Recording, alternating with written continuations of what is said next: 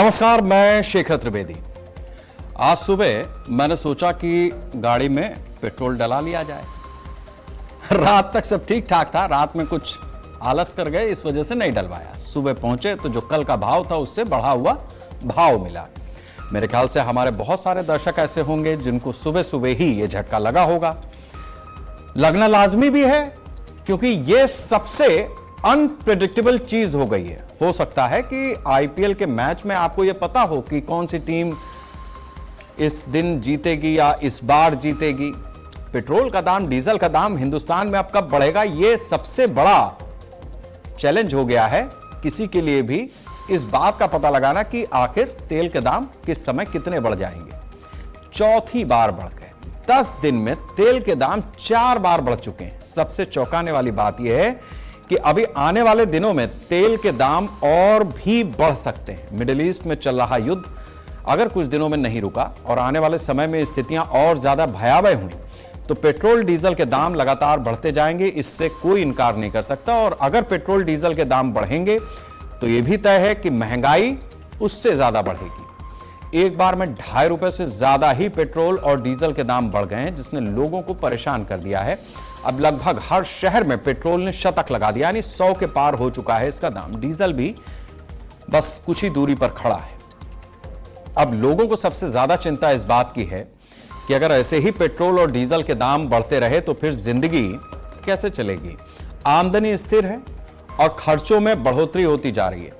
ऐसे में बजट कैसे बैलेंस रहेगा। पेट्रोल और डीजल के दाम बढ़ने से माल भाड़ा बढ़ता जा रहा है, ट्रांसपोर्ट पर असर पड़ रहा है, खर्चा बढ़ रहा है। ट्रांसपोर्ट महंगा होगा तो ट्रकों से जो माल ढुलाई है उसका भी खर्च बढ़ेगा, जिसकी वजह से राशन से लेकर फल सब्जियों के दाम भी बढ़ने लगे।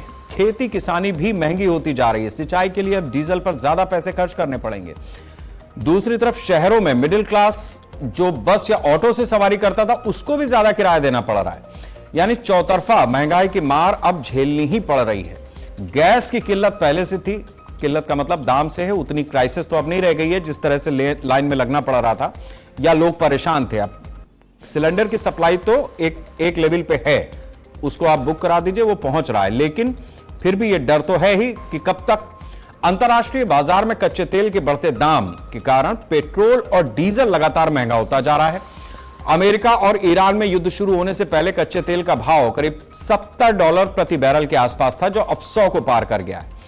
कुछ मीडिया रिपोर्ट्स के मुताबिक अगर युद्ध जल्दी नहीं रुका तो तेल की कीमतों में और ज्यादा बढ़ोतरी होगी, बेतहाशा हो सकती है। भारत में ₹150 प्रति लीटर तक पेट्रोल की कीमत पहुंच सकती है। 15 मई को एक ही बार में ₹3 से ज्यादा पेट्रोल के दाम बढ़े। 19 और 23 मई को तेल के दाम फिर से बढ़े।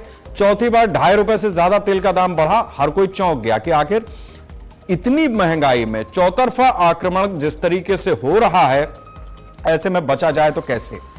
पैदल चलना शुरू करें या खाना पीना कम शुरू करें या फिर खरीदारी में कुछ कटौती करें, कुछ भी समझ में नहीं आ रहा है। अब महंगाई तो इसी तरीके से आगे बढ़ती है और खास तौर से महंगाई कोई देशी कारण हो इस वजह से नहीं बढ़ रही है। कारण अंतर्राष्ट्रीय है, सबको पता है कि वजह क्या है। अब ऐसी स्थिति में हमें और आपको इस महंगाई से कैसे पार पाना है, और सरकार जिस तरीके से कोसना आसान है लेकिन सरकार के सामने भी जो चुनौतियां हैं वो आखिर कितनी बड़ी हैं और ये दाम कहां तक जाएगा, इस बात को आज हम समझने की कोशिश करेंगे, चर्चा करेंगे। देश को क्या करना है, किस तरीके से करना है, सरकार को क्या करना चाहिए था, क्या नहीं किया, उसको भी समझने की कोशिश करेंगे। लेकिन उससे पहले जो महत्वपूर्ण बयान आज दिन भर सुर्खियों में रहे। ये देश जब जब कुछ ऐसी घटनाएं घटी है, देश खड़ा रहा है। चाहे कोरोना काल हो, चाहे गैस के संकट के समय जब सब्सिडी छोड़ना था, करोड़ों लोगों ने गरीबों को स्वच्छ ईंधन देने के लिए सब्सिडी छोड़ा था। नरेंद्र मोदी के अपील पर देश काम कर रहा है। मैं समझता हूं ये गवर्नमेंट क्रिएटेड क्राइसिस है। ऐसी ही स्थिति पहले यूपीए जमाने में थी कि क्रूड ऑयल के प्राइस इतने बड़े थे, फिर भी यूपीए गवर्नमेंट लोगों को राहत देने के लिए सब्सिडाइज करके उसको इतना कम कर दिए थे कि शायद वो काम तो मोदी कर नहीं सकते। जैसे ही बंगाल, असम, तमिलनाडु, केरल के चुनाव खत्म हुए, केंद्र सरकार ने पेट्रोल डीजल के दाम बढ़ाने शुरू कर दिए, रसोई गैस के दाम बढ़ाने शुरू कर दिए। छोटे छोटे दाम बढ़ा के अब तक 8 रुपए तो पेट्रोल पे बढ़ा चुके हैं। और इसका सिर्फ एक ही कारण है कि जहां से सस्ता तेल मिल सकता है, रूस से मिल सकता है, रूस हमारा मित्र रहा है, हम उससे नहीं खरीद पा रहे हैं। ईरान से मिल सकता है, सस्ता तेल मिल सकता है, हम उससे नहीं खरीद रहे हैं। तो जिस तरीके से भारत ने खुद को ट्रंप और अमेरिका के सामने झुका दिया है, उसका जो प्राइस है वो देश का गरीब और देश की मिडिल क्लास को पे करना पड़ रहा है। कभी तारीफ करते हैं, कभी टैरिफ बढ़ाते हैं, तो दोनों तो एक साथ नहीं चल सकता ना। ये तो दिख ही रहा है कि ट्रंप के आगे आदरणीय प्रधानमंत्री जी का कुछ नहीं चलता है। जब जैसे मन होता है ट्रंप इनको झुंझुना थमा देते हैं, सब लोग जानते हैं। तो कब तारीफ करेंगे या कब टैरिफ बढ़ा देंगे, ये जाने ट्रंप और आदरणीय प्रधानमंत्री मोदी जी। लगातार जो प्राइसेस में बढ़ोतरी हो रही है वो दिख रहा है कि किस तरीके से भारतीय जनता पार्टी ने पेट्रोल प्राइसेस को भी अपने पॉलिटिक्स से ज्वाइन कर अपनी इलेक्टोरल आउटकम से ज्वाइन कर जो जनता पे भार बढ़ाया है वो उसके चलते काम हो रहा है। दूसरी तो बड़ा सवाल यही है कि आखिर देश इस असमंजस में है कि पता नहीं कल सुबह वो उठे तो डीजल और पेट्रोल के दाम क्या पता फिर से बढ़े हुए मिले। और ये जिस तरीके की बढ़ोतरी 11 दिन में 10 दिन में 4 बार हो चुकी है और 7-8 रुपए पेट्रोल और डीजल के दाम बढ़ चुके हैं, इसके वजह से जो हमारी रोजमर्रा की जिंदगी है उस पर भी प्रभाव अब साफ साफ दिखने लगा है। बहुत सामान्य सी बात है, उत्तर भारत में समोसा एक लोकप्रिय व्यंजन है। आमतौर पर लोग छोटी भूख मिटाने के लिए उस समोसे की तरफ चले जाते हैं। जो समोसा कल तक 15-16 रुपए या 10 रुपए इस तरीके के भाव में मिल रहा था, अब उस समोसे का साइज और छोटा हो गया है। और जो समोसा प्रतिष्ठित दुकानों पर बड़े भाव में मिल रहा था, उसका दाम और बढ़ गया है। अब सवाल यह है कि इनकम तो उतनी ही अटकी हुई है, 8वां वेतनमान भी नहीं लगा है। तो ऐसी स्थिति में अगर देश इसी तरीके से आगे बढ़ा तो फिर उसका नतीजा और उसका परिणाम किस तरीके से आम जनता उठाएगी, सरकार को क्या भोगना पड़ेगा, ये सारी चीजें आज हम चर्चा में करेंगे। हमारे साथ में रत्ना पांडे जी हैं, कांग्रेस की प्रवक्ता हैं। अमित चौबे जी हैं हमारे साथ, समाजवादी पार्टी के नेता हैं। एपी तिवारी जी हैं, अर्थशास्त्री हैं। संजय गुप्ता जी हैं, कारोबारी हैं। आप सभी लोगों का बहुत बहुत स्वागत है। वर्तिका शुक्ला जी भी हमारे साथ में जुड़ी हुई हैं, आपका भी बहुत बहुत स्वागत है। मैं सबसे पहले आपसे संजय जी ये बात शुरू करूंगा आज चर्चा की। बीजेपी के मेहमान हमारे साथ में भी थोड़ी देर में जुड़ेंगे, कुछ तकनीकी वजहों से वो हमारे साथ में नहीं जुड़ पा रहे हैं। हमारे पास उनका नाम है, लेकिन वो जुड़ जाए तब हम उनका नाम लेते हैं। इसलिए जो पॉलिटिकल गेस्ट हैं वो इस बात को लेकर परेशान ना हो कि बीजेपी मुंह चुरा रही है, वो भी हैं, लेकिन हमारी तकनीकी वजहों से वो थोड़ा सा जुड़ने में विलंबित हैं। नहीं आई तो फिर आपका कोर्ट रहेगा, आप जैसे चाहें वैसे बता सकते हैं। संजय जी, मैं सबसे पहला सवाल आज आपसे ही लूंगा। आप कारोबारी भी हैं और एक सामान्य नागरिक की तरीके से अपना पक्ष भी जानते हैं, क्योंकि राजनेता नहीं हैं आप उस तरह के कि आप कोई वादे इरादे जता दें। तो अभी मोटा मोटी कारोबार में कैसी दिक्कत आ रही है, ये जो डीजल पेट्रोल के दाम बढ़ रहे हैं, और इसके साथ साथ एक आम आदमी पर क्या बीत रही है, आपसे दोनों ही बातें मैं समझना चाहूंगा। देखिए, निश्चित रूप से डीजल और पेट्रोल के दाम जो बढ़ रहे हैं उससे कहीं ना कहीं महंगाई पर फर्क उसका पड़ रहा है। चीजें महंगी हो रही हैं और जो लागत मूल्य है वो लागत मूल्य बढ़ रहा है। लागत मूल्य बढ़ने से सभी वस्तुओं की कीमत में कुछ ना कुछ व्यापारियों को अपने दाम बढ़ाने पड़ रहे हैं। तो व्यापारी के रूप में भी और देश के नागरिक के रूप में भी यदि कहा जाए तो निश्चित रूप से ये कठिन है। लेकिन साथ ही साथ ये भी देखना होगा कि एक तरफ व्यापारी के रूप में, नागरिक के रूप में हम लोग देख रहे हैं, लेकिन दूसरी तरफ अगर हम ये भी देखेंगे कि इस समय कैसे लगा रहा बस मुझे संजय जी, आपको मेरी आवाज मिल रही है?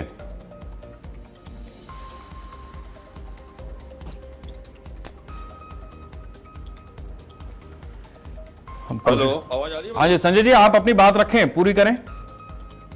जी, तो व्यापारी के रूप में भी कहीं ना कहीं तकलीफ हो रही है, नागरिक के रूप में भी तकलीफ हो रही है, लेकिन साथ ही साथ ये भी देखना होगा कि इस समय ये जो स्थितियां बनी हैं वो कहीं ना कहीं वैश्विक स्थितियां हैं, इनके चलते बनी हैं। लेकिन साथ में नागरिक के रूप में दूसरी बात ये भी है कि पहले तेल और क्रूड ऑयल वहां से सस्ता मिल रहा था, लेकिन उसके बावजूद भी देश की जनता को सस्ता नहीं मिल रहा था। अभी विषय प्रधानमंत्री ने विदेशी मुद्रा से जोड़ते हुए कहा है, लोगों को बचत करने के लिए कहा है, तो देश की जनता उस रास्ते पर भी चल रही है। लेकिन सरकार को अलग किसी जगह से सब्सिडी लेकर के पेट्रोल और डीजल के मूल्यों को नियंत्रित करना चाहिए। जिस तरीके से अभी चुनाव के पहले ये नियंत्रण में रखे हुए थे, वैसे ही अभी फ्री करने चाहिए। तो किसी दूसरे मद से इस पैसे को लाना चाहिए ताकि देश की जनता पर बोझ ना पड़े, क्योंकि डीजल और पेट्रोल का दाम जैसे ही बढ़ता है तो सभी वस्तुओं का लागत मूल्य बढ़ जाता है, और लागत मूल्य बढ़ जाने से सभी वस्तुएं महंगी हो जाती है। इसका बोझ फिर उसमें जीएसटी भी लगता है, उसमें प्रॉफिट ऑफ मार्जिन भी जोड़ा जाता है, और सभी चीजें जोड़ करके वो यदि आपने 2 रुपए 3 रुपए बढ़ाया है तो 4 से 5% का फर्क वस्तुओं पर आ जाता है। तो इससे तकलीफ तो जनता को निश्चित रूप से है, और जल्दी जल्दी दाम बढ़ाना ये भी तकलीफ दे है। कहीं ना कहीं हम लोग देख रहे हैं कि 4 बार दाम बढ़ गए हैं, तो ये एक कठिन परिस्थिति है नागरिकों के लिए। तो सरकार को इस पर चिंता करनी चाहिए। हम लोग ये बात समझते हैं कि सरकार के सामने भी कठिन परिस्थिति है, विषम परिस्थिति है, ये समस्या ग्लोबल है, लेकिन उसके बावजूद भी सरकार को किसी दूसरे मद से इस वाले मद को पूरा करना चाहिए ताकि देश की जनता पे जो इसके दूसरे नकारात्मक प्रभाव में वो ना पड़े। ठीक है, वर्तिका शुक्ला जी, मैं आपसे समझना चाहूंगा कि आपका इस बारे में क्या कहना है। जिस तरीके की स्थिति है उसमें किस तरीके से आपको लगता है कि देश सरकार की मदद कर सकता है, और सरकार से कुछ अपेक्षाएं रही होंगी जो शायद पूरी नहीं हुई? जी देखिए, हम लोग देश के नागरिक होने के नाते हम सरकार की मदद कर सकते हैं। जैसे क्या होता है कि हम कोशिश कर सकते हैं कि हम पब्लिक ट्रांसपोर्ट ज्यादा से ज्यादा यूज करें, और जैसे अभी हमें रोड पे दिखते हैं कि एक व्यक्ति है वो एक गाड़ी यूज कर रहा है, चल रहा है, तो इन सब चीजों से कहीं ना कहीं हमें बचना चाहिए। और बिल्कुल मेट्रो है, ऑटो है, मतलब चीजें हम अपनी पब्लिक कन्वेंस यूज करके कहीं ना कहीं हम सरकार को सपोर्ट कर सकते हैं, और करना चाहिए हमें। भारत का नागरिक होने के नाते अगर अगली हमारे देश पे ऐसा कुछ समस्याएं आई हैं तो हमें करना चाहिए। जी, लेकिन पब्लिक ट्रांसपोर्ट भी तो महंगा हो रहा है, उनका भी तो किराया बढ़ ही रहा है। आप अपनी गाड़ी ना भी इस्तेमाल करें। बिल्कुल, जो पेट्रोल डीजल के दाम बढ़ेंगे तो जो पब्लिक ट्रांसपोर्ट है उनका किराया तो बिल्कुल बढ़ेगा, लेकिन कहीं ना कहीं अगर हम पब्लिक ट्रांसपोर्ट, अब जैसे मेट्रो है, मेट्रो से जो ट्रेवल कर रहे हैं, मेट्रो से लोग ट्रेवल कर रहे हैं, तो एक आप अकेले पूरे ये कार लेके चल रहे हैं, और आप एक पब्लिक ट्रांसपोर्टेशन से जब आप चलेंगे तो कहीं ना कहीं बहुत ज्यादा डिफरेंस है। और हम सरकार को ऐसे ही मदद कर सकते हैं। चलिए ठीक है, सरकार को ज्यादातर लोग, आम हिंदुस्तानी आजकल मदद करने को तैयार है, लेकिन ये जो लिवरेज है वो पॉलिटिकल पार्टी की तरफ से सरकार को नहीं मिलेगा। अमित चौबे जी हैं हमारे साथ में, समाजवादी पार्टी के प्रवक्ता हैं। अमित जी, भाई देश का नागरिक तो मोदी जी के साथ में अपनी तकलीफ को बताते हुए कह रहे हैं हम खड़े हैं, समाजवादी पार्टी कहां खड़ी है? समाजवादी पार्टी भी इसी देश की एक जनता है, और आप आपदा में पार्टी मत बोलो। सबसे सीधी बात है कि आपने अपने डिबेट में समोसे की चर्चा की। ये देश जय जवान जय किसान का है। आज का किसान का सीजन चल रहा है, खेती का सीजन चल रहा है, ना खाद है और तेल, जिस तेल से किसान अपने खेतों को सींचता है, आज 3-3 दिन 4-4 दिन रात भर इंतजार कर रहा है, तेल नहीं मिल रहा है। 10 दिन के अंदर 7 रुपए बढ़ोतरी हुई है, और कंपनियों को 20,000 करोड़ का मुनाफा हुआ है। भारतीय जनता पार्टी की जब से सरकार आई है, सारी चीजें सिंडिकेट के रूप में, चैनल के रूप में, पहाड़ अडानी का, तेल अडानी का, सड़क अडानी का, पानी अडानी का, जहाज अडानी का। मोदी जी साहब कहते थे हवाई चप्पल वाला जहाज में घूमेगा, आज सारी चीजें अडानी की, और किसान कहां है? आप समोसे की बात कर रहे हो। अभी जो शुक्ला जी में बोली है कि गाड़ी कम इस्तेमाल करिए, मैडम आप ये बताइए, भारतीय जनता पार्टी के कई मंत्रियों को आपने वीडियो देखा होगा, कि वो ई रिक्शा से चल रहा है, साइकिल से चल रहा है, फोटो खिंचा गया। बनारस के मंत्री जी विश्वकर्मा जी है, 100 गाड़ी का काफिला लेकर चल रहा है, मध्य प्रदेश के मंत्री काफिला लेकर चल रहा है। पूरी तरीके से सैक्रिफाइस भी जनता करेगी। मतलब आपने कोरोना में छोड़ दिया कि जाओ चूल्हे भार में, हमसे कोई मतलब नहीं है। आज आपके डिबेट में भारतीय जनता पार्टी का कोई भी नुमाइंदा नहीं आया है। क्यों नहीं आया है? क्योंकि उनके पास कहने की कुछ बचा ही नहीं है। आज रात भर लाइट नहीं है, बच्चे पढ़ नहीं पा रहे हैं, छोटे बच्चे सो नहीं पा रहे हैं, मच्छर का प्रकोप है, गर्मी इतनी चरम पर है, तेल नहीं है, डीजल नहीं है, पेट्रोल नहीं है, कि हमारा देश जा कहां रहा है। ये सही बात है कि विश्व स्तर पे क्राइसिस है, लेकिन सरकार तैयारी क्या की है? जब इतना क्राइसिस था तो बंगाल में हजारों करोड़ रुपए लगा के मोदी जी बड़ी बड़ी सभा करते थे। पहले देश है फिर चुनाव है, लेकिन भारतीय जनता पार्टी के लिए पहले चुनाव है, कुर्सी है, देश रहे या ना रहे। ये स्वर्गीय अटल बिहारी वाजपेयी जी की भाजपा नहीं है, जिन्होंने कहा सरकारें आएंगी जाएंगी, चुनाव होंगे, सबसे पहले देश है। लेकिन आज देश नहीं है, सिर्फ भारतीय जनता पार्टी के लिए सत्ता, कुर्सी, उसके लिए किसी हद तक चले जाएंगे, चाहे किसानों की आहुति देनी हो। 700 किसानों ने दिल्ली जंतर मंतर पे प्रदर्शन किया था, 700 किसान की जान चली गई, सरकार के कान में जू नहीं रहेगा। वही चंद कदम पे मोदी जी हैं, चाहते किसानों के पास जाते, उनको गले लगाते, उनकी दर्द को सुनते, लेकिन 700 किसानों की मौत हो गई, भारतीय जनता पार्टी का कोई भी नुमाइंदा वहां पे उनके पास नहीं पहुंचा। ये कहां हमारा देश जा रहा है? और इनके हमारे उत्तर प्रदेश में भारतीय जनता पार्टी के 2 मंत्री हैं, एक दिन भर एक रात भर। बताओ, वो कह रहा है कि अब गांव में लोग एसी चला रहे हैं, जो स्वयं गांव से निकला हो। और हमारे देश में प्रधानमंत्री जब हमारा देश के नागरिक सड़क पे है, महिलाएं सिलेंडर के लिए सड़क पे है, तो हमारा देश का प्रधानमंत्री मेलोडी टॉफी का प्रचार करने जाता है। पार्ले का शेयर 5% बढ़ गया। ये लाभ किसका करा रहे हैं? ये सीधी सीधी बात पूंजीपतियों का लाभ हो रहा है। किसान, नौजवान, महिलाएं, सारे लोग, आप ये देखिएगा, निश्चित तौर पर ये नारा दिए थे कि हम गरीबी को मिटाएंगे। गरीबी तो नहीं मिटा पाया, गरीबों को इन्होंने मिटाने का काम किया है। इसलिए आज के आपके डिबेट में कोई भारतीय जनता पार्टी का नेता नहीं आया। ठीक है अमित चौबे जी, आपने बड़ी मजबूती के साथ में अपनी बात रखी है। हमारा काम आमंत्रित करना होता है गेस्ट को, अगर वो आते हैं बहुत अच्छी बात, नहीं आ पाते हैं तो उनके कुछ व्यक्तिगत कारण हो सकते हैं, हम उस चीज को जानते नहीं, इसलिए उस चीज पे अभी टिप्पणी करने की स्थिति में मैं नहीं हूं। एक बात रही बात, आपने किसानों की बात की, मैंने, ठीक है मेरी बात भी सुनिए, आप ऐसा नहीं होता अमित जी, मेरी बात भी आपको सुननी रहेगी। ठीक है, आपने अपनी बात रखी, मैंने धैर्य धर करके सुना, अब मेरी बात भी सुन लीजिए, मुझे चर्चा आगे बढ़ानी होती है भैया। जी जी आप बोलिए। आपने समोसे की बात की, समोसा एक उदाहरण है। हमने समोसा गांव का किसान भी खाता है और हम आप भी खाते हैं। अपर्णा दीक्षित जी हमारे साथ में अब स्क्रीन पर हैं। मैंने आपको पहले ही बताया था कि तकनीकी वजहों से भारतीय जनता पार्टी की जो हमारे गेस्ट हैं वो अभी नहीं जुड़ पाए हैं, अब वो आ गई हैं, तो आपकी वो बात तो वहीं की वहीं खारिज हो गई है जो अभी आपने शिकायत दर्ज कराई थी। अपर्णा जी से पहले, मतलब बीजेपी से शिकायत ये थी अमित जी की। अपर्णा जी, मैं आपको बता देता हूं कि आप इस चर्चा में देर से आई। अमित जी ने बहुत ही ऊर्जावान तरीके से अपनी बात को रखा है, सरकार के सामने कई सवाल छोड़े हैं। मैं जब आपके पास आऊंगा तो उन चीजों की चर्चा करूंगा। अभी आप रत्ना पांडे जी को सुनिए, कांग्रेस से हैं, लंबा चौड़ा अनुभव रहा है, और आज मल्लिकार्जुन खड़गे साहब ने चूंकि कहा भी है कि उनके दौर में जब तेल के दाम बढ़े तो बहुत ही अच्छी तरीके से उनकी सरकार निपटी। मेरे ख्याल से रत्ना जी कुछ और आंकड़े लेकर के आई होंगी, और जाहिर सी बात है कि इस चर्चा में कांग्रेस के हिस्से से हम सबका मार्गदर्शन करेंगी। रत्ना जी, आप सभी को नमस्कार के साथ मैं ये कहना चाहती हूं कि देश के यशस्वी प्रधानमंत्री देश की जनता के साथ बॉइलिंग फ्रॉग सिंड्रोम खेल रहे हैं। सभी ने सुना होगा, बॉइलिंग फ्रॉग सिंड्रोम ये होता है कि अगर मेढक को डायरेक्ट गर्म पानी में डाल देंगे तो उछल के बाहर भाग जाएगा, लेकिन इसके लिए किया क्या जाता है, धीरे धीरे पानी का तापमान बढ़ाते हैं, मेढक की जो स्किन है उस गर्म पानी की हैबिचुअल होती जाती है, और अल्टीमेटली बढ़ा देने पर मेढक उसी में मर जाता है।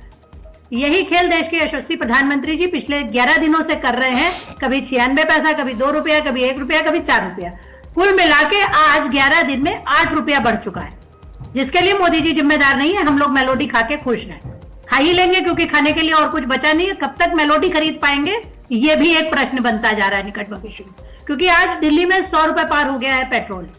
अब इसकी बात करते हैं। आज ही एक बहुत रोचक घटना घटी।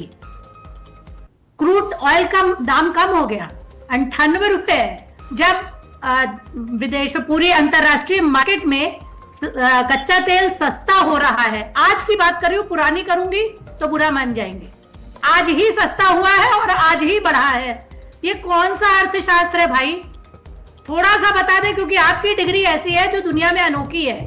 मेरी डिग्री देखने को मिल जाएगी, आपकी मिल जाएगी, लेकिन महामानव की डिग्री कोई नहीं देख पाएगा। तो वहां के अर्थशास्त्र को मुझे समझना बहुत जरूरी है। दूसरी बात बेहद आश्चर्यजनक है, हम अपनी चौथी अर्थव्यवस्था 5 ट्रिलियन इकोनॉमी न मालूम क्या क्या कहते हैं। पाकिस्तान ने इसी युद्ध की स्थिति के दौरान 2 बार अपने देश में पेट्रोल और डीजल के दाम कम किए। कैसे किए हैं?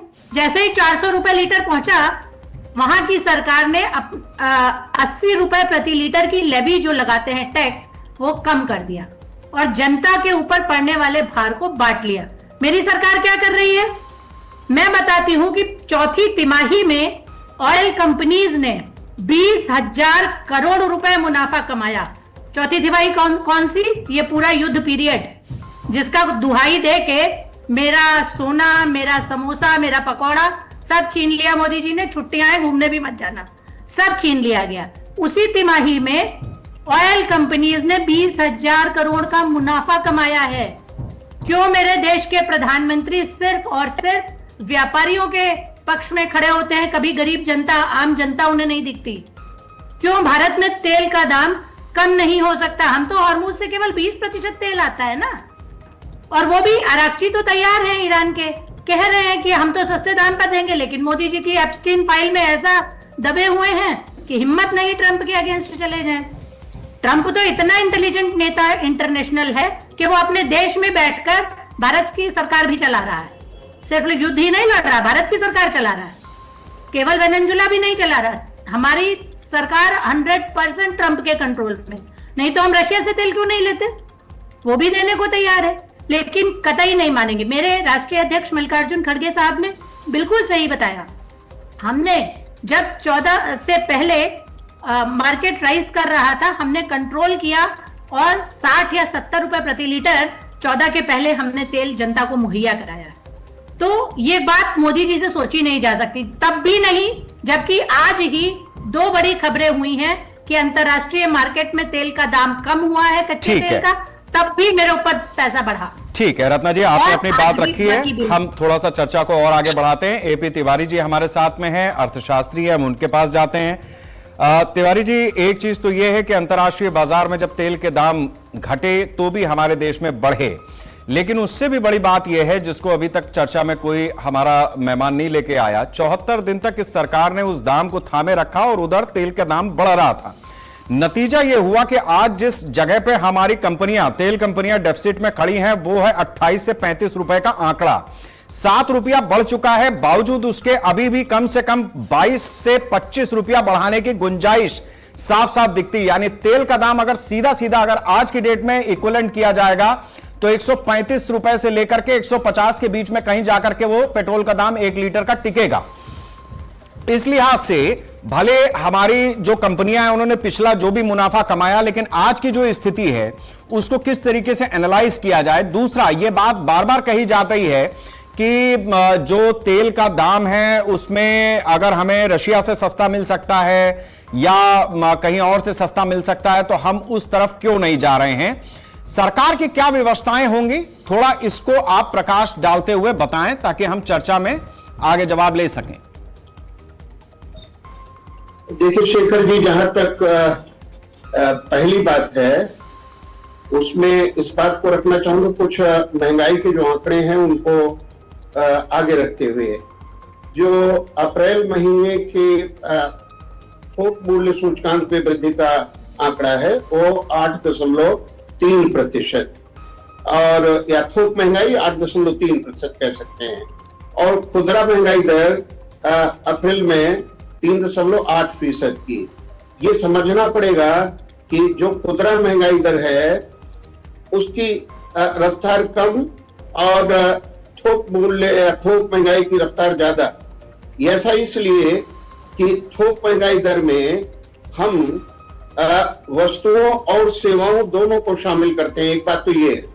दूसरा महत्वपूर्ण बिंदु यह है कि थोक महंगाई दर में अगर हम पावर और फ्यूल को लें, ईंधन और बिजली को लें, तो उसकी महंगाई दर लगभग 24.71%, 24.71% आंकी गई है। अब मई के आंकड़े, मेरा अनुमान है, पूर्वानुमान है कि मई के आंकड़े जब आएंगे तो इसमें ये साफ होगा कि थोक मूल्य सूचकांक डबल डिजिटल होगा और जो खुदरा महंगाई दर है उसमें भी बढ़ोतरी होगी, क्योंकि थोक महंगाई के जरिए या उसके ट्रांसमिट होने से ही खुदरा महंगाई दर बढ़ती है। ये तो बात महंगाई दर की हुई। एक बड़ी महत्वपूर्ण बात है, अनुमान ये बताते हैं, अनुसंधान ये सिद्ध करते हैं, आर्थिक अनुसंधान ये सिद्ध करते हैं, उसके एम्पिरिकल एविडेंसेस हैं कि अगर तेल की कीमतें बढ़ती हैं तो ये पूरी तरह से खुदरा महंगाई दर में रिफ्लेक्ट नहीं होती, क्योंकि जो खुदरा महंगाई दर है उस खुदरा महंगाई को मापने का जो तरीका है उसमें ईंधन को बहुत कम भारण दिया जाता है, कम वेटेज दिया जाता है। ये भी एक समझने की बात है, अर्थशास्त्र की बात है, क्योंकि अर्थशास्त्र के नियम कह सकते हैं बहुत निष्ठुर होते हैं। अब वो बात कि दुनिया में जब ये बात उठ रही है चर्चा में कि विश्व में जब क्रूड की प्राइसेस घटी तो भारत ने बढ़ाया क्यों? कुछ संकेत आपने अपने उल्लेख में स्वयं किया है। उसका कारण यह है कि अभी भी पेट्रोल पर प्रति लीटर लगभग 13 रुपए नुकसान हो रहा है तेल कंपनियों को, और 38 रुपए नुकसान हो रहा है प्रति लीटर डीजल पर। तो संकेत ये है, आपने बहुत साफ तौर पे कहा है, हम तो एक पूर्वानुमान कह सकते हैं इसको, एक फोरकास्ट हमारा भी है। हम सिमुलेट करते हैं कि आगे आने वाले दिनों में भी पेट्रोल और डीजल की कीमतें अभी बढ़ाने की गुंजाइश है। एक महत्वपूर्ण बात है, चर्चा में लगभग सभी लोगों ने इस बात को साझा किया है कि जो महंगाई का दौर वर्तमान में चल रहा है ये आयातित है, अर्थात ये पश्चिम एशिया का जो संकट है उसके चलते हुए एक जो भू राजनीतिक अस्थिरता पैदा हुई दुनिया में, क्रूड की प्राइसेस बढ़ी, और क्रूड की प्राइसेस जब बढ़ी तो हमको अधिक फॉरेन एक्सचेंज इस्तेमाल करना पड़ रहा है तेल के आयात के लिए। और यही सब प्रकरण है जिस पर प्रधानमंत्री ने ये एक कहें अनुग्रह किया कि मितव्ययिता बरती जाए, आत्मसंयम बरता जाए। अब वो मितव्ययिता सरकार के स्तर पर भी अपेक्षित है और कहेंगे पब्लिक के स्तर पर। ठीक है तिवारी जी, कुछ बातें रखी, लेकिन मैं एक बड़ी महत्वपूर्ण बात शेखर जी ये चर्चा में आनी चाहिए, मैं उसका उल्लेख करूंगा कि अगर ये जो सब्सिडी वाला मसला है, अगर हम फूड, फर्टिलाइजर और कहेंगे ऑयल सब्सिडी को ही ले लें तो सब्सिडी का बिल वर्ष 2026-27 में लगभग 50% से बढ़ने वाला है। मतलब ये हुआ कि बढ़ती हुई महंगाई जो वैश्विक अनिश्चितता के कारण, वैश्विक संकट के कारण पैदा हुई है, उसका देश के खजाने पर भी दुष्प्रभाव होने जा रहा है। अर्थात फिस्कल प्रेशर्स भी सरकार के सामने हैं, राजकोषीय घाटा भी सरकार का बढ़ सकता है। ये सारी बातें जुड़ी हुई हैं। ठीक बात है, कुछ राज्य सरकारों की तरफ से इशारा भी आ रहा है कि वो अपनी सब्सिडी में कुछ ना कुछ कटौती कर सकती हैं। इस तरीके के संकेत दोपहर बाद से आना शुरू भी हो गए हैं। अपर्णा जी, अब मैं आपके पास आऊंगा। देखिए सवाल बहुत सारे हैं, चूंकि आप सत्ता में हैं इसलिए अब बीजेपी की जिम्मेदारी है कि वो एक एक करके अपनी चीजों को रखे और जनता को इस बात के लिए मुतमईन करे कि वो कैसे इस चीज को हैंडल करे। दो चीजें हैं, दो तीन चीजें मैं आपके सामने रख देता हूं जो पूरी चर्चा में अब तक महत्वपूर्ण रूप से आई हैं। एक तो ये जिसका जिक्र रत्ना जी ने किया कि आप टेम्परेचर धीरे धीरे बढ़ा रहे हैं, यानी धीरे धीरे आप जिस तरीके से महंगाई बढ़ रही है, तेल और पेट्रोल डीजल के दाम बढ़ रहे हैं, उससे जनता बचती तो रहेगी, बच करके चलती तो रहेगी, लेकिन उसका सर्वाइवल रेट उतना ही कम होता जाएगा, क्योंकि महंगाई एक ना एक समय इस लेवल पे आ जाएगी जहां पर आम आदमी का जीना मुहाल हो जाएगा। एक पॉइंट यह है। दूसरा, जो सपा की तरफ से बात आई है कि सरकार ने समय रहते उस चीज को टेक ओवर क्यों नहीं किया, यानी जो 74 दिन चुनाव जब तक चल रहे थे तब तक आपने तेल का दाम नहीं बढ़ाया। नतीजा यह हुआ कि हमारी कंपनियों का घाटा बढ़ा और आज उसका आप भरपाई जिस तरह से कर रहे हैं उसमें जनता सफर कर रही है। तीसरी बड़ी बात तिवारी जी की तरफ से रखी गई है कि तेल का दाम चूंकि उस सूचकांक में नहीं है जिसको हम कैलकुलेट करते हैं। आप ये भी समझिए कि अगर पानी चाहिए, खेत में पानी लगाना है किसान को, तो वो डीजल जाकर के खरीदेगा ही खरीदेगा, वो पेट्रोल से चलेगा ही चलेगा। उसको अगर अपना माल मतलब फसल काट करके अगर कांटे तक ले जाना है, गन्ना फैक्ट्री तक ले जाना है, तो वो भी वो डीजल डला करके अपने ट्रैक्टर में और जाएगा। तो उस चीज का रेट चूंकि इन्फ्लुएंस नहीं करता है उस आंकड़े में, इसलिए आप कह सकते हैं कि वो 3% पे 4% पे बढ़ेगा तो 5% पे आ जाएगा वगैरह वगैरह। रही बात हमारे कारोबारियों ने जो बात रखी है, वो कह रहे हैं कि हमारे कारोबार पर असर तो पड़ ही रहा है। एक नागरिक होने के नाते हम डे टू डे के सर्वाइवल में भी परेशानी फेस कर रहे हैं। अपर्णा जी नमस्कार। शेखर जी, मैं शुरू से ही जुड़ी थी, मैंने समाजवादी पार्टी के नेता को भी सुना, रत्ना पांडे जी को भी सुना। आप सभी को मेरा सबसे पहले तो नमस्कार, तिवारी जी को, वर्तिका जी को, और दर्शक जो देख रहे हैं उनको भी। मैं कोशिश करूंगी सभी के जवाबों को मैं दे सकूं। अच्छा, मैं ये कहना चाहती हूँ, ये समस्या जो है जब से युद्ध हुआ है लगभग 74 दिन हो चुके हैं, और आपके कहने के अनुसार कि हर दिन 20,000 करोड़ का फायदा हुआ है कंपनियों को। सबसे पहले तो यही सबसे बड़ा झूठ है।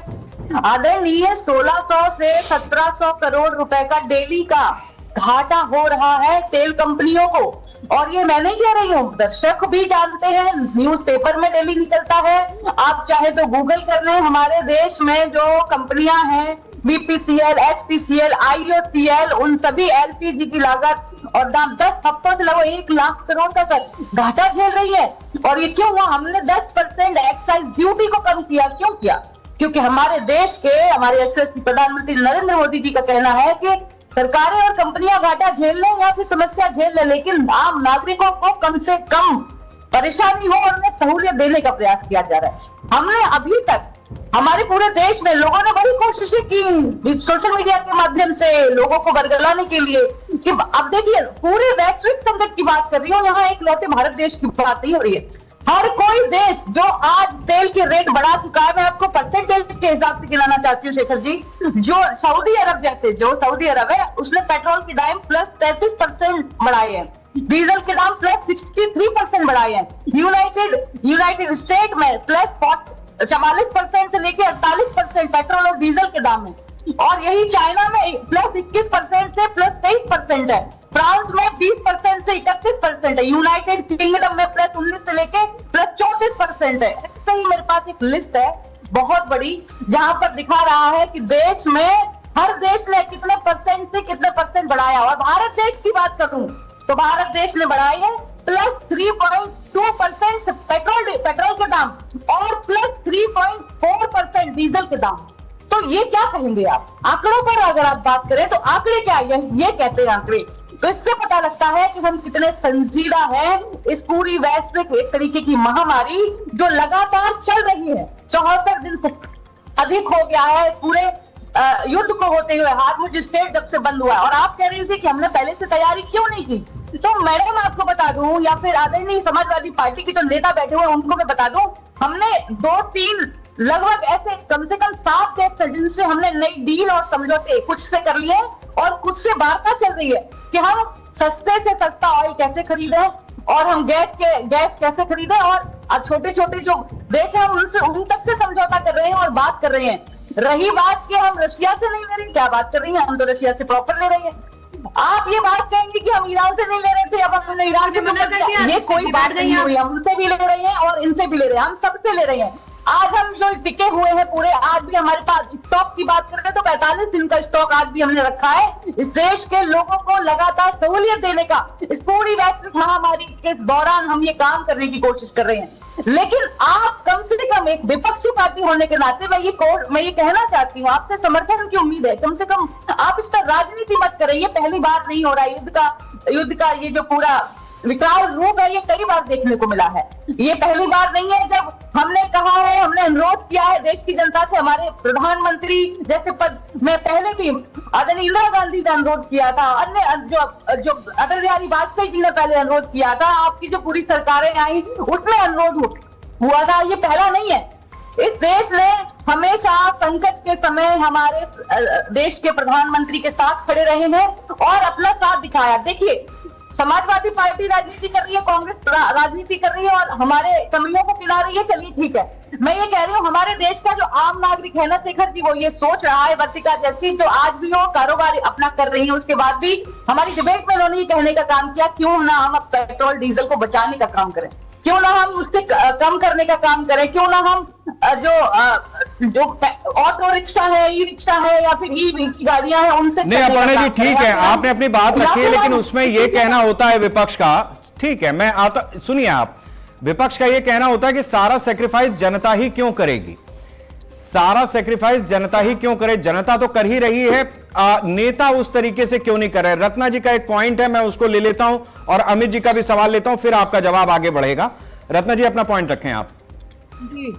दीक्षित जी ने कहा कि हम खुलेआम रशिया से ले रहे हैं, ईरान से ले रहे हैं। मैडम थोड़ा सा जाग के आया कीजिए पढ़ पढ़ के, क्योंकि ट्रंप ने सिर्फ 1 महीने की मोहलत दी थी, जिस दिन कहा टाइम ओवर, मोदी जी ने कहा यस सर ओवर। तो आप पूरी तरीके से ट्रंप के सामने सरेंडर है, कुछ नहीं कर रहे हैं, ना तो ईरान, आप गए थे इजराइल में बयाना लेने और आज भी इटली क्यों गए थे, क्योंकि इजराइल की कर लिया था। नहीं इस समय पे एक पॉइंट मेरा भी बंद कीजिए। रत्ना जी एक पॉइंट मेरा भी है, आपने बात की कांग्रेस हमारे विदेश मंत्री सर जी, अच्छा बोलिए। इंदिरा जी ने अपने गहने पहले भारत के राष्ट्रीय कोष में जमा किए थे और फिर लोगों से अपील की थी। शास्त्री जी ने पहले परिवार सहित उपवास रखा था, तब देश की जनता से उपवास का अपेक्षा की थी। मोदी जी की तरह नहीं थे, है ना? तो सारा स्वदेशी हमें बताते हैं और गुरबानी का चश्मा मैं अमित जी लगाते के पास जाता हूं, एक सेकंड, समय कम पड़ जाएगा। फिर अमित जी अपनी भी बात रख दें आप, आपका जो सवाल है। सबसे पहले वे जो बीजेपी की प्रवक्ता है, ये अधूरी जानकारी इनकी रहती है, इनको जो पसंद हो कोई बात करेंगे।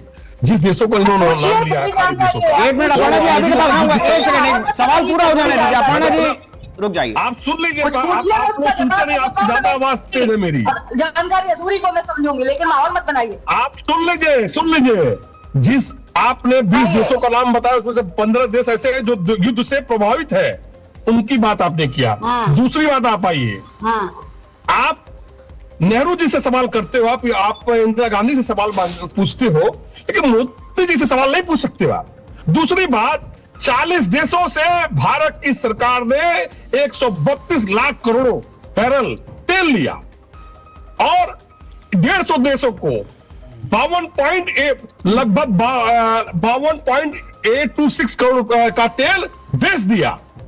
बाढ़ आपदा में अवसर वाली सरकार, जब देश तराईमाम है, किसान सड़क पे, महिला सड़क पे है, तो हमारे देश का सल्तनत शेरे सुल्तान, विश्व गुरु, अवतारी पुरुष दूसरे देश को भर के खजाना भरने का काम कर रहा है। कोरोना में जब महामारी फैली थी, लोग अपनी जिंदगी बचाने के लिए सड़क पे थे, लगभग 10,000 महिलाओं को। चलिए ठीक है अमित जी, आपने भी अपना पॉइंट रखा। अमित जी हो गया, नहीं हो गया अमित जी, ठीक है मैं आता हूँ। संजय जी, अपर्णा जी ऐसे मत दिखाइए, एक बार में बताइएगा। अमित जी हो गया, आपका सवाल हो गया, मैं समझ गया। आपने जो कोरोना तक जाने की जरूरत नहीं है। संजय जी आपका क्या सवाल है? एक सेकंड, ठीक है संजय जी। जिंदगी बचाने की जनता से सारी अपेक्षाएं की जा रही हैं, लेकिन मंत्रीगण अभी भी और सरकार के अधिकारी अभी भी उतना ही पेट्रोल डीजल खर्चा करें जितना वो करते थे।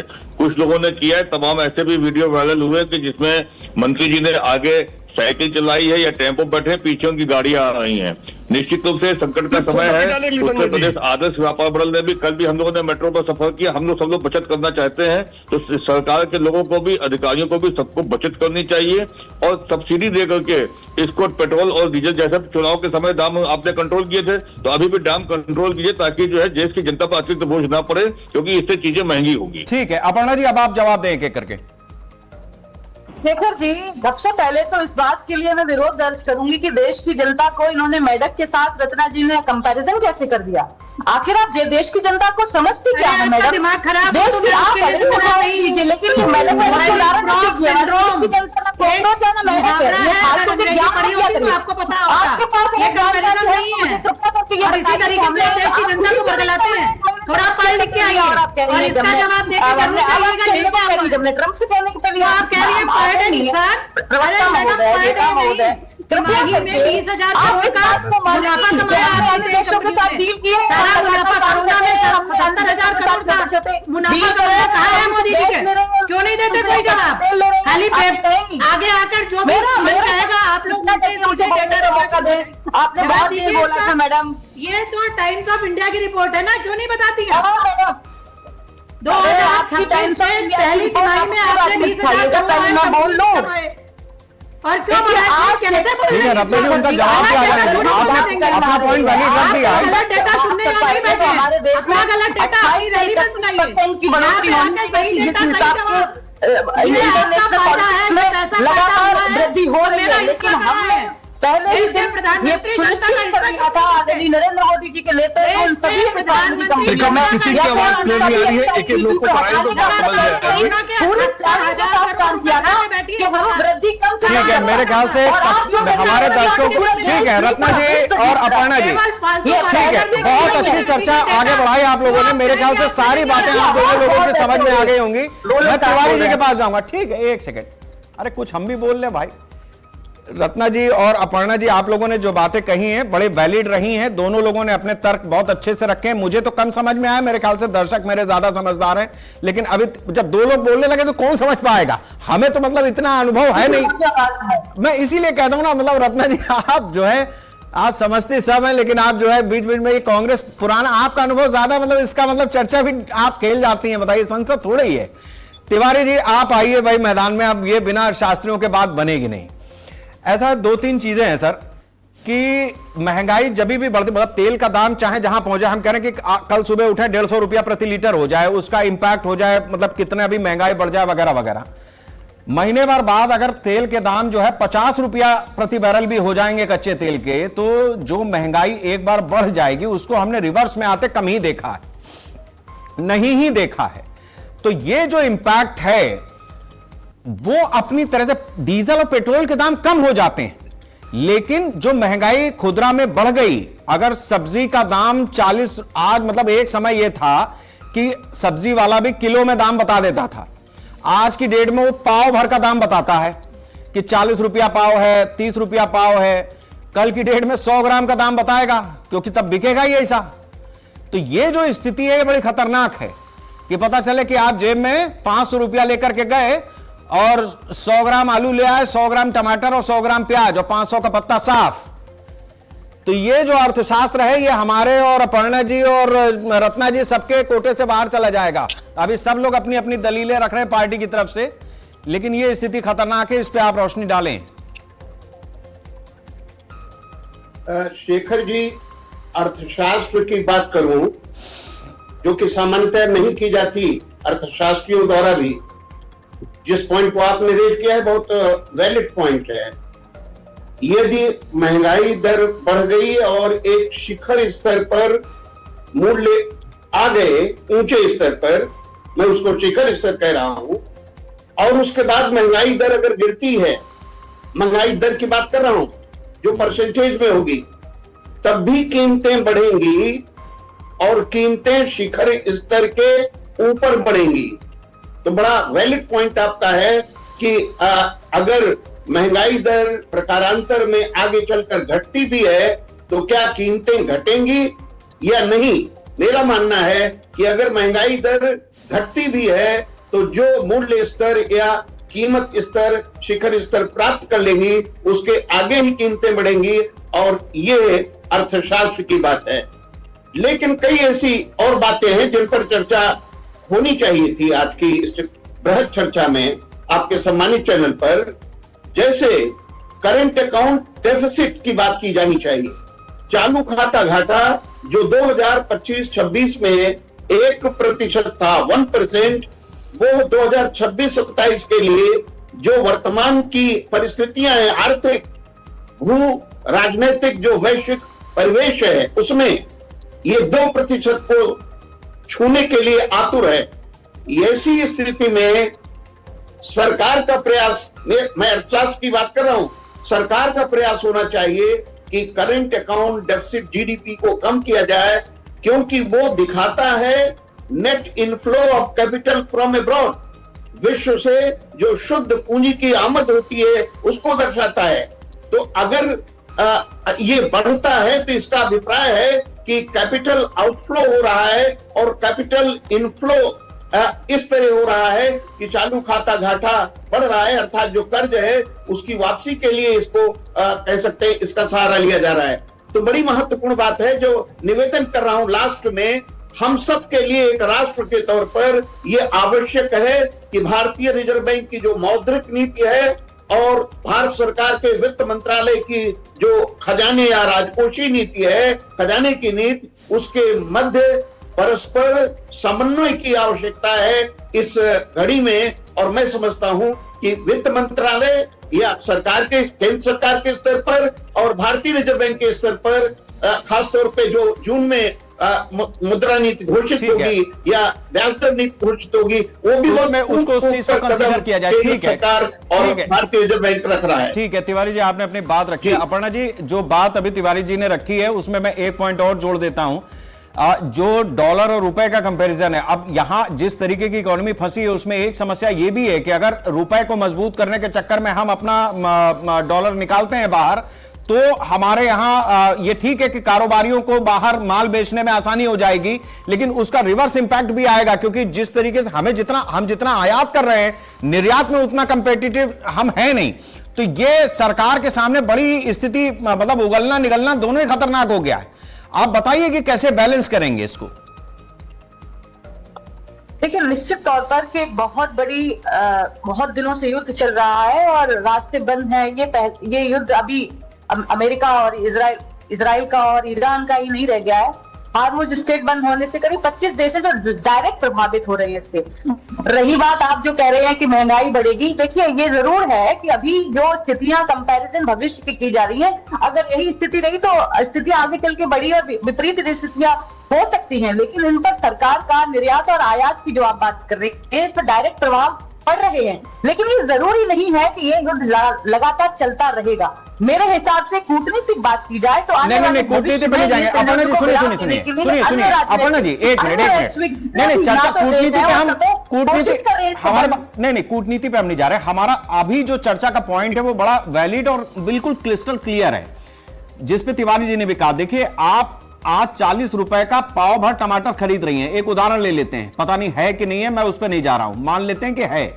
तो अभी आप 40 रुपए का पाव ले रही हैं, कल की डेट में अगर सब्जी वाला कहने लगे कि 40 रुपये का 100 ग्राम देंगे, तो आप समझिए कि महंगाई जो दर बढ़ रही है कल की डेट में ये बढ़ते बढ़ते उस जगह तक पहुंच जाए और एक समय के बाद युद्ध थम जाए, तो दिक्कत ये होने वाली है कि वो 40 रुपए से रिवर्स नहीं आएगा कि 250 ग्राम वापस देने लगे, वो 40 पे ही टिका रहेगा।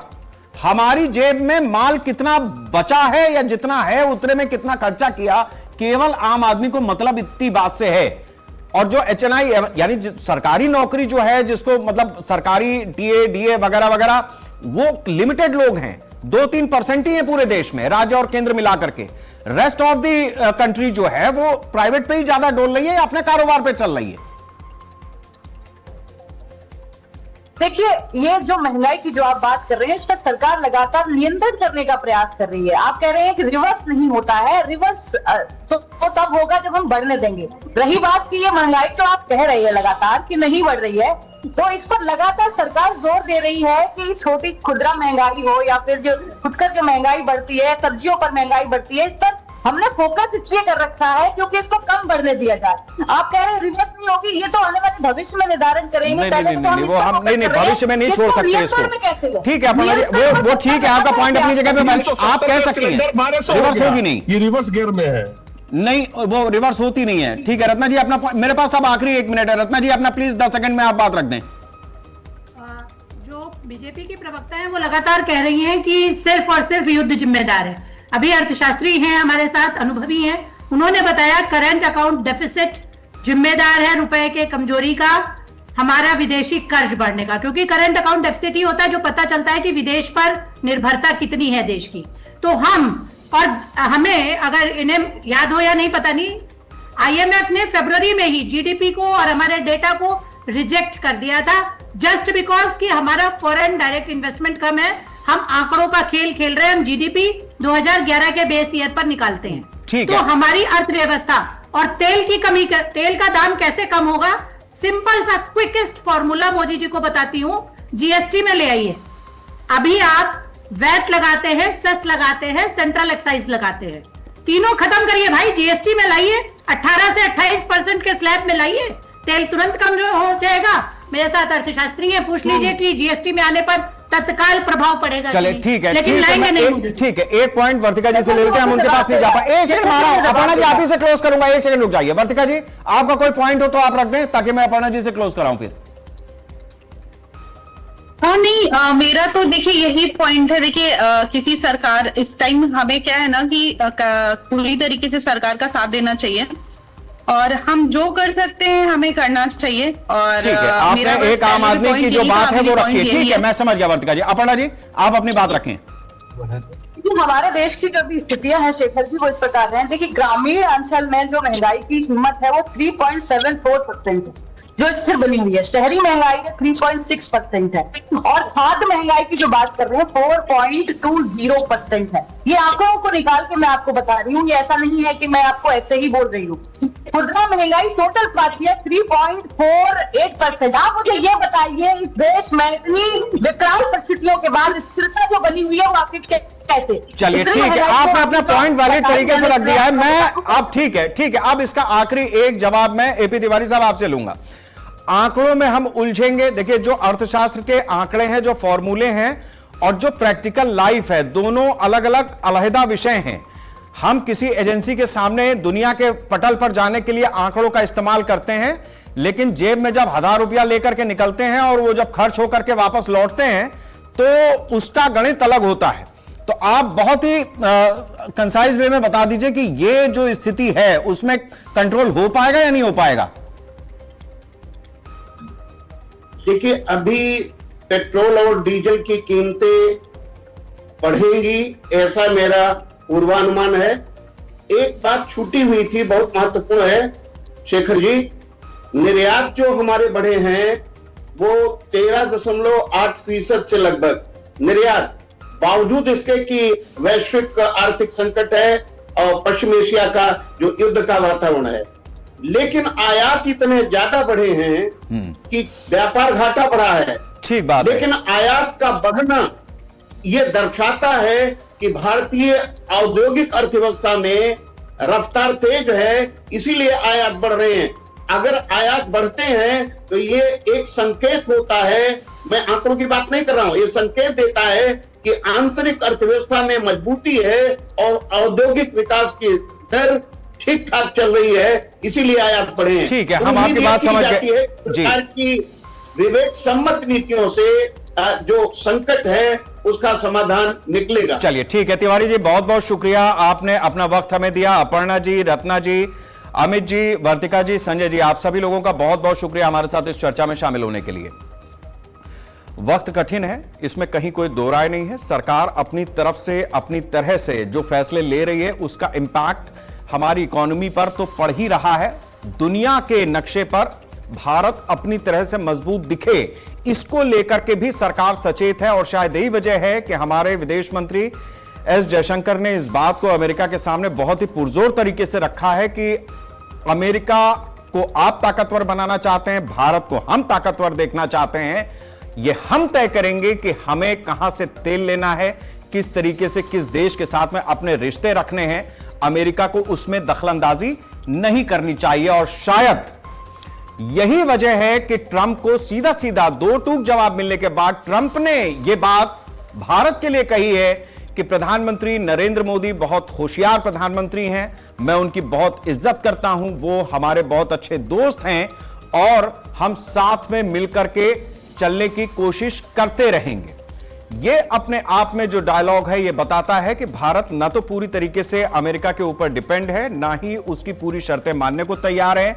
भारत आज जो बात कही जा रही है कि हम आंख में आंख डाल करके बात करते हैं दुनिया से, लेकिन यह भी ध्यान में रखना होगा कि अगर आम जनता जिस तरीके से महंगाई बढ़ रही है उसका इंपैक्ट ज्यादा बढ़ा तो आंख में आंख मिलाएगी तो मिलाएगी, तरेरेगी जरूर। नमस्कार।